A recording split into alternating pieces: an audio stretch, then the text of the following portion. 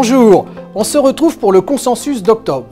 Bâti à partir des simulations réalisées par plusieurs centaines de conseillers sur myflow.fr, le consensus reflète les intentions d'achat des professionnels du conseil. L'Eurostock a dévissé de 10,4% entre le 1er et le 16 octobre, avant de rebondir et d'effacer la moitié de ses pertes sur les 5 séances suivantes. Le SP500 enregistre également une baisse, mais plus modeste. L'indice sur la volatilité de l'indice américain est passé de 16,7 en début de mois à un pic de 31,1 le 15 octobre, pour ensuite revenir à 16,5 en seulement 6 séances. Dans ce contexte, le consensus affiche une performance négative de moins 0,9% sur octobre. Il perd du terrain sur son benchmark, qui affiche une progression de 1,14 sur le mois. Avec 3,48 depuis le début de l'année, le consensus est en retard sur son benchmark. Encore une fois, la surexposition aux valeurs européennes a pénalisé le consensus de 2,5 points sur le seul mois d'octobre.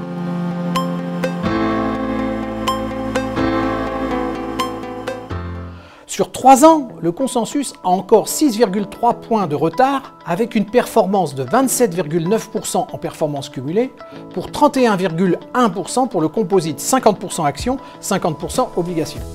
Quant à la volatilité, en glissement sur un pas de 52 semaines, elle frôle les 7%.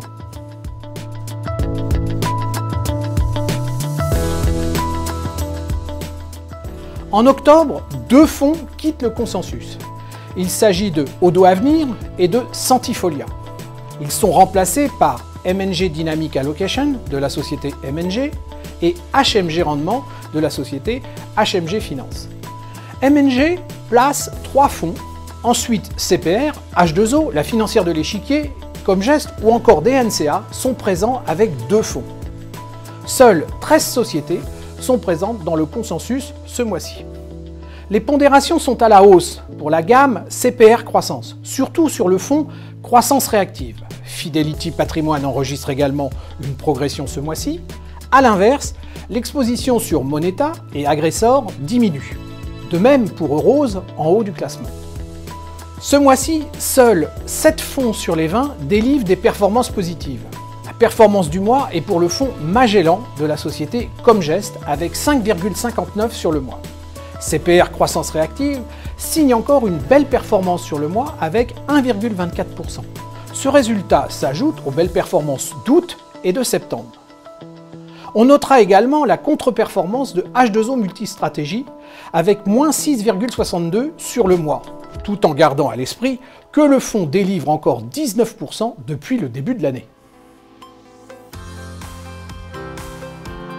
Voilà ce qu'on pouvait dire sur le consensus à fin octobre. Je vous donne rendez-vous le mois prochain pour suivre et comprendre l'évolution du consensus des conseillers.